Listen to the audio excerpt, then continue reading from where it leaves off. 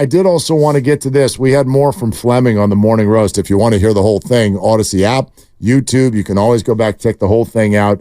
Bonte and Joe did a great job having Flem on, and this is how he characterized the Giants' offseason.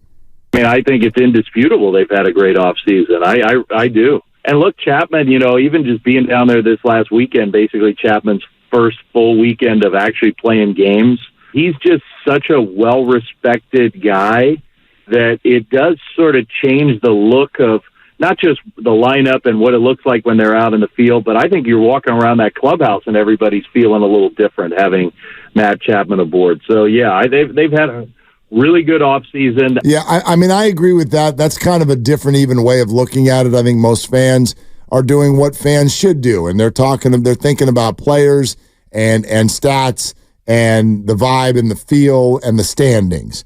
And what Dave is talking about is the clubhouse. And one thing that is also indisputable, not just whether or not the Giants have had a successful offseason, it is indisputable that the clubhouse has been flipped upside down, dumped out onto the floor, and then put back together in a very organized fashion.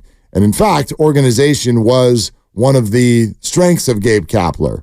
But what maybe wasn't was what I would call traditional professionalism. Yeah, Pusoidos. Yeah, traditional professionalism is back for the Giants clubhouse. And maybe that doesn't even resonate with you, but when you got Bob Melvin and Matt Williams walking around, and Matt Chapman and Blake Snell and Logan Webb was already one of those guys, I think it makes it a lot easier for these younger players who everyone's excited to see. It's going to make it a lot easier for those guys to actually go about doing their business. Kyle Harrison has had a great offseason. He really has. Because Kyle Harrison now has another lefty stud and then Logan Webb to help him become a big leaguer. But you know what else he has? Got a manager that's going to let him go out there and throw 6 2/3. Right. I mean, how are you feeling if you're Kyle? I wouldn't even trust that Gabe Kapler wasn't going to come to me halfway through the year and be like, so we're going to need you to be the closer next week. Right. Like, maybe I don't know. Now, a little bit more tradition, a little bit more professionalism.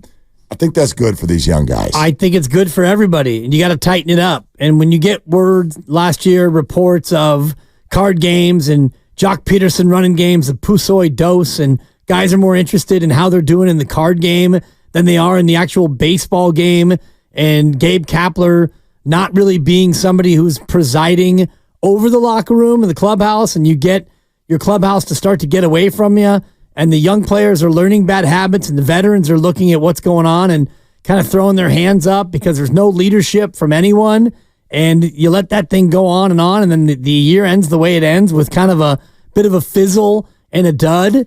Then you get to this offseason. Yeah, what do? You bring in an old school manager, and you bring in, and I don't know how much of a, quote, red-ass Matt Williams is, but he's from the old school. A little bit of red-ass. And if you're in the clubhouse and it's after a game that you lose 12-2, and you as a defense make 3 errors, and you're in there towel snapping and yucking it up, yeah, he's going to put a stop to that.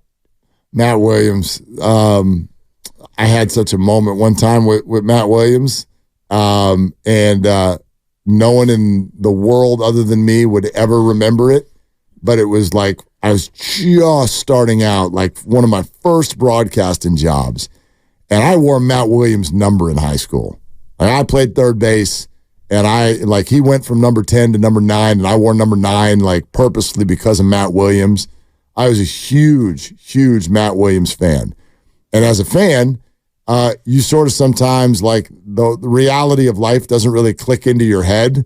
So Matt Williams was so familiar to me, and it's not that I would expect that to be reciprocated, but it was just odd. I got this job, and I was down at spring training covering the Rockies and the Diamondbacks, and Matt Williams was on the Diamondbacks. And they sent me down there, and I was there like way before any of the other media. So I'm like standing awkwardly in their clubhouse by myself. And there's Matt Williams late in his career with a big Barca lounger in front of his locker. And I'm like, oh my God. I mean, this just is me and Matt Williams. Here's my chance. And I walk over there and I'm like, hey, Matt, can I talk to you for a sec? He turns around and kind of gives this little like it wasn't mean or rude, but it was kind of just like, what do you want to talk about? And I cratered. I mean, like I did it. I talked to him. Probably was the worst interview ever. But I was just like, oh, I wanted you to just like be warm and fluffy and like, right? This was. Come here, young cub. For me, like, wow, I wore your number in high school. But I didn't want to like lead with that. I didn't want to sound like a loser. So I just never forgot it. He didn't do anything wrong. But I never, ever forgot it. I don't know. Maybe this year I can go yuck it up with him about the whole thing. But to answer your question, yeah, you got a little snip to him sometimes. Yes. Yeah. And that's what you need when you're coming off of a year like last year where, and it wasn't just the clubhouse, but it was the sense that players weren't on board completely with Gabe Kapler and his staff and their approach to how you were going to use personnel. And so now you get an old school guy and you get the feeling that if you're in the lineup as a hitter, you're going to probably get 4 at-bats. Yeah. Unless it's a late game situation and, if you're Yaz and they bring in a lefty, then maybe you'll go to a righty in that spot, but it won't be a 4th inning. The spreadsheet tells us you need to come out. Just for fun, Bomel, I think Giants fans would get this. First game of the year, okay? First game of the year. First inning. The other team is pitching a lefty. You announce Jung-Hoo Lee.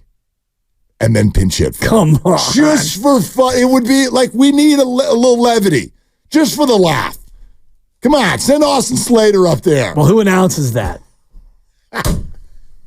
That's very good. Yeah, it's a great question. Too soon. Thank you. Thank way you, Doc. too soon. Plus, too soon. It's also on the road, so it'd be weird. Good point. Maybe she will. Maybe she'll be in San Diego.